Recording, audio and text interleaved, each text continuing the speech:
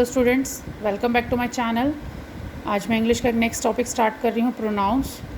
Words, वो words जो कि नाउन की या तो जगह पर यूज़ होते हैं या नाउन के लिए यूज़ होते हैं। वैसे तो छोटी क्लासेस से हम लोग प्रोनाउंस के बारे में बहुत ज़्यादा कुछ पढ़ते आ रहे हैं। नाउन प्रोनाउन दोनों ही टॉपिक्स एक दूसरे के साथ रहते हैं, तो हर तरह से हम इनके बारे में जो है पढ़ कर आ रहे हैं। ठीक है, अब जो हम लोग प्रोनाउन के बारे में पढ़ेंगे, अब हम उसको देखेंगे कि जो प्रोनाउन है, जैसे Rama is watching a movie, she is with her mother. मतलब रमा जो है वो एक गर्ल है, जो कि हमारा एक नाउन हो गया। वो एक मूवी देख रही है, वह ये प्रोनाउन हो गया जो उसके लिए यूज़ हुआ है। अपनी मम्मा के साथ है हर, ये भी प्रोनाउन हो गया इसके साथ। ठीक है, तो ये हमारे प्रोनाउन है। अब इसके काइंड्स के बारे में हम लोग बात करेंगे। प्रोनाउन जो है वो 8 काइंड्स के होते हैं। सबसे पहले इनका नाम जानेंगे। Personal pronoun, interrogative, relative, demonstrative, distributive, indefinite, reflexive और रेसिप्रोकल प्रोनाउन। ये 8 काइंड्स के प्रोनाउन हैं, जिसके बारे में अब हम लोग डिटेल में आगे डिस्कस करेंगे। अब आगे देखेंगे। सबसे पहला जो हमारा फर्स्ट काइंड है वो है पर्सनल प्रोनाउन। पर्सनल प्रोनाउन जो है वो 3 पार्ट्स में डिवाइडेड हैं। आई मतलब फर्स्ट पर्सन, सेकंड पर्सन और थर्ड पर्सन। फर्स्ट पर्सन में आई और वी जो कि सब्जेक्ट के लिए यूज़ होते हैं, मी और अस जो ऑब्जेक्ट के लिए यूज़ होते हैं, और पोजेशन शो करने के लिए माय, माइन, आर और आर्स यूज़ होता है। ऐसे ही यू और यू, ये सिंगुलर का यू है और ये प्लूरल का, तो इसमें ये सब्जेक्ट के लिए यूज़ होते हैं। ऑब्जेक्ट के लिए भी यू और यू हो गया, ये सिंगुलर का, ये प्लूरल का। सेम चीज़ योर और योर्स जो है वो पोजीशन के लिए होता है यूज़। ठीक है, ही, शी, इट, दे ये सब्जेक्ट के लिए यूज़ होते हैं थर्ड पर्सन में। हिम, हर, इट, देम ये ऑब्जेक्ट की जगह यूज़ होते हैं। His, her, hers, its, their, theirs ये पोजेशन शो करने के लिए होते हैं। कैसे, जैसे दे आर स्लीपिंग, वे सो रहे हैं। These toffees are for them, these toffees are for them ये उनके लिए टॉफ़ीज़ है। तो इस तरह से ये पोजेशन शो कर रहे हैं यहाँ पर। आई होप यहाँ तक आपको पर्सनल प्रोनाउन समझ आया होगा। अब इसका हम सेकेंड काइंड डिस्कस करते हैं।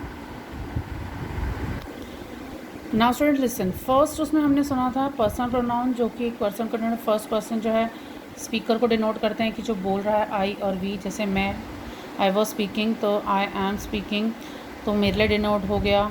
और जो सेकंड पर्सन है, सेकंड पर्सन जो है वो उसको डिनोट करता है जिससे हम बात कर रहे हैं। लाइक अगर मैं, मेरे सामने आप लोग हैं, स्टूडेंट्स हैं, मैं आप लोगों से बात कर रही हूँ, तो सेकंड पर्सन हो गया आप मेरे। थर्ड पर्सन वो जिसके बारे में हम लोग बात करते हैं। थर्ड पर्सन जो है बिल्कुल जो तीसरा कोई पर्सन होगा जिसके बारे में बात हो रही हो, वहाँ पे थर्ड पर्सन प्रोनाउन यूज़ होंगे। थर्ड पर्सन वो हो गया जिसके बारे में बात हो रही है। फर्स्ट पर्सन वो जो बोल रहा है, उसके लिए फर्स्ट पर्सन प्रोनाउन होंगे। सेकंड पर्सन वो जिससे बात हो रही है। थर्ड पर्सन वो जिसके बारे में बात हो रही है। तो इस तरह से पर्सनल प्रोनाउन यूज़ होता है। सेकंड प्रोनाउन है आपका इंटेरोगेटिव प्रोनाउन, हु, हुज़, हुम जो हम यूज़ करते हैं पर्सनस के लिए यूज़ करते हैं। व्हाट जो है हम थिंग्स के लिए यूज़ करते हैं। विच जो है हम पर्सनस और थिंग्स के लिए यूज़ करते हैं। हमेशा विच जो है वो एक सिलेक्शन शो करता है। ठीक है, अभी हम एग्जाम्पल्स में इसके बारे में बात करेंगे। हु जो है वो यूज़ होता है एक सब्जेक्ट की तरह, हुम जो है यूज़ होता है ऑब्जेक्ट की तरह। अगर हम पोजेसिव फॉर्म में लेते हैं तो व्हाट और विच जो है सब्जेक्ट और ऑब्जेक्ट दोनों की तरह यूज़ होता है।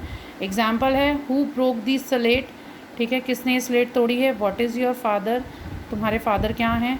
विच इज़ योर स्कूल, कौन तुम्हारा स्कूल कौन सा है। तो यहाँ पर जो है वो एक सिलेक्शन आ गया। ठीक है, इस तरह से इंटेरोगेटिव प्रोनाउंस यूज़ होते हैं। ऑलमोस्ट हम क्वेश्चनिंग को कहते हैं इंटेरोगेटिव प्रोनाउन, पर हर एक का एक यूज़ करने का तरीका ये नहीं है कि अगर मुझे कोई किसी चीज़ के बारे में पूछना तो वहाँ पे मैं हु यूज़ कर लूँगी, नहीं, व्हाट यूज़ होगा। तो जैसे भी हमें उसी तरह से उसके तरीके से यूज़ करना है। अब इसका थर्ड प्रोनाउन करेंगे हम लोग, relative pronoun.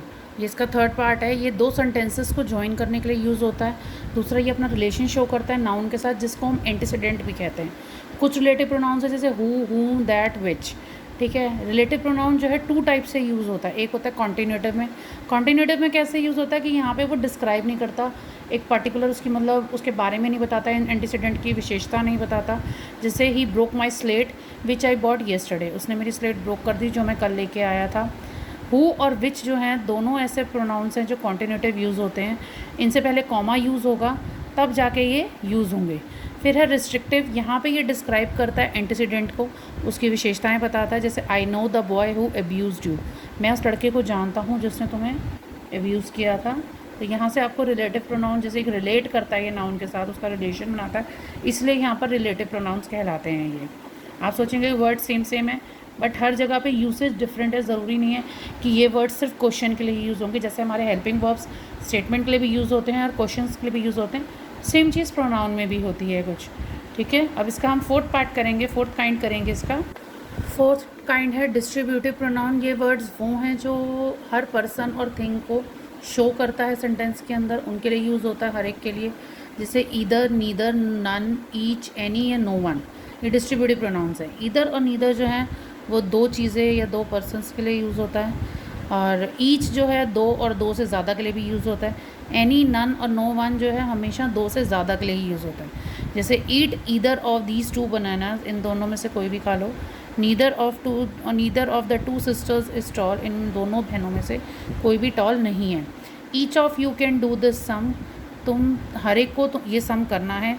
None of them can do it, कोई भी इसे कर नहीं सकता। एनी ऑफ दीज 5 गर्ल्स में डांस, कोई भी 5 लड़कियां जो हैं डांस करेंगी। तो ये आपका डिस्ट्रीब्यूटिव प्रोनाउन है जो सेंटेंस के अंदर जो भी मतलब पर्सन यूज़ हो रहा हो चाहे चीज़ें यूज़ हो रहा हो, हर एक को डिनोट करेगा ये, उनके लिए ये प्रोनाउंस यूज़ होते हैं। आई होप यहाँ तक आपको 4 काइंड्स समझ आ गए होंगे। नहीं समझ आए होंगे तो एक बार दोबारा आप लोग उसको रिपीट वीडियो को सुनो ताकि आपको अच्छे से समझ आए। पर्सनल प्रोनाउन जो होते हैं वो first person, second person, third person. First person जो स्पीकर है, सेकंड पर्सन जिससे बात हो रही है, थर्ड पर्सन वो जिसके बारे में बात हो रही है।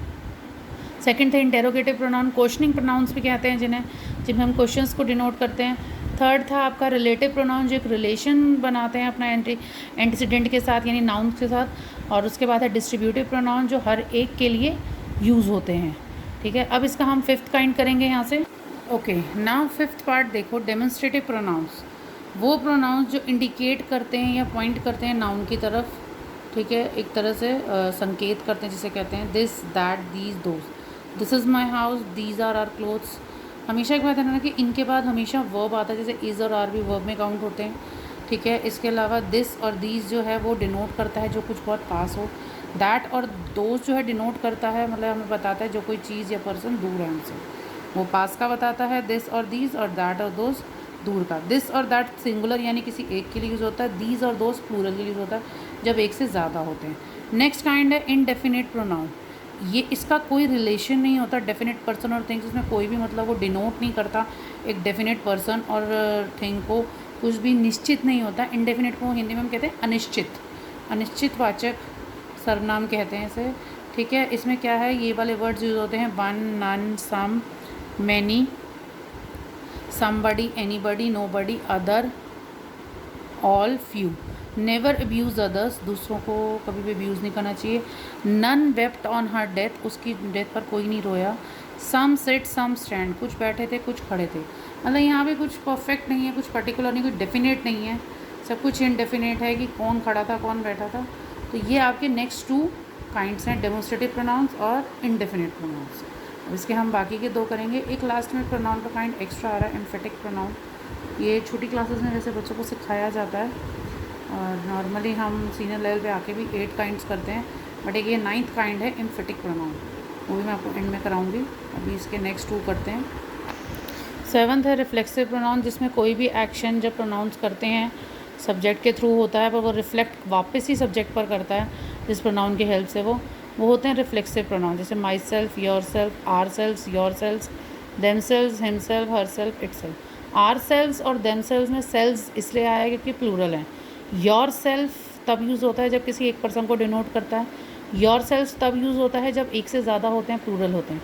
जैसे आई हर्ट माई सेल्फ, यहाँ पे सब्जेक्ट ने जो किया उसी को उससे वापस रिफ्लेक्ट कर रहा है। You have done it your self, तुम योर सेल्फ, तुम सबको ये सब खुद करना चाहिए। You can go home your self, तुम घर खुद जा सकते हो। डिपेंड करता है कि आप बात एक से कर रहे हैं एक से ज़्यादा से। इसके बाद है रेसिप्रोकल प्रोनाउन, वो प्रोनाउंस जो 2 प्रोनाउंस के मिक्सचर से बनते हैं और रिलेशन शो करते हैं। ईच अदर यूज़ होता है 2 के लिए और वन एनदर यूज़ होता है 2 से ज़्यादा के लिए।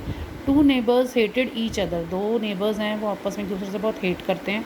Girls help one another, girls ने एक दूसरे की मदद की। अब यहाँ पे 2 से ज़्यादा हैं। ठीक है, यहाँ पर आपके 8 काइंड्स पूरे होते हैं। आई होप आपको ये 8 काइंड्स समझ आए होंगे। एक है एम्फेटिक प्रोनाउन, एम्फेटिक प्रोनाउन को वैसे तो कराना बहुत ज़रूरी है क्योंकि वो रिफ्लेक्सिव प्रोनाउन की तरह ही वर्ड्स हैं, बट उनके यूसेज की वजह से वो डिफरेंट हो जाते हैं क्योंकि वहाँ पे वो एम्फसाइज कर रहे होते हैं, इसलिए एम्फेटिक प्रोनाउन है। यहाँ पे रिफ्लेक्ट कर रहे होते हैं सब्जेक्ट के किए हुए काम को वापस सब्जेक्ट के ऊपर, तो यहाँ रिफ्लेक्सिव प्रोनाउन हो जाते हैं। अब मैं आपको एम्फेटिक प्रोनाउन कराती हूँ। लास्ट काइंड है emphatic pronoun. Emphatic pronoun use होते हैं एम्फसाइज करने के लिए, हिंदी में हम इसे कहेंगे जोर देने के लिए। I myself will lift the bundle, मैं अपने आप से बंडल उठा लूँगी। He himself broke his slate, उसने अपनी स्लेट खुद ही ब्रोक की है। They themselves are to blame, they themselves are to blame, वो खुद को ही ब्लेम कर रहे हैं। अब इसमें डिफरेंस देखेंगे रिफ्लेक्सिव प्रोनाउन और एम्फेटिक प्रोनाउन के यूज़ का। रिफ्लेक्सिव प्रोनाउन जो है वो नॉर्मली या तो वर्ब के बाद यूज़ होते हैं या ऑब्जेक्ट के बाद, या सेंटेंस के बीच में या सेंटेंस के एंड में, और ये हमेशा सब्जेक्ट से दूर रहते हैं। एम्फेटिक प्रोनाउन जो नॉर्मली यूज़ होते हैं या तो सब्जेक्ट के तुरंत बाद यूज़ होते हैं, जैसे यहाँ यूज़ हो रहा है, या सब्जेक्ट के थोड़ा पास ही रहते हैं, बीच में एक आध वर्ड का गैप होता है, या सेंटेंस के बीच में यूज़ होते हैं। ये रिफ्लेक्ट करते हैं और ये एम्फसाइज करने के लिए, जोर देने के लिए होते हैं। तो दोनों का डिफरेंस आई होप आपको समझ आ गया होगा। यहाँ पर ये वीडियो एंड होता है, इसके साथ आपकी प्रैक्टिस एक्सरसाइज होगी, और अच्छे से समझने के लिए एक बार एक्सरसाइज ज़रूर प्रैक्टिस कीजिएगा। अगर कुछ भी पूछना हो तो आप कमेंट बॉक्स में कमेंट करके पूछ सकते हैं। Thank you.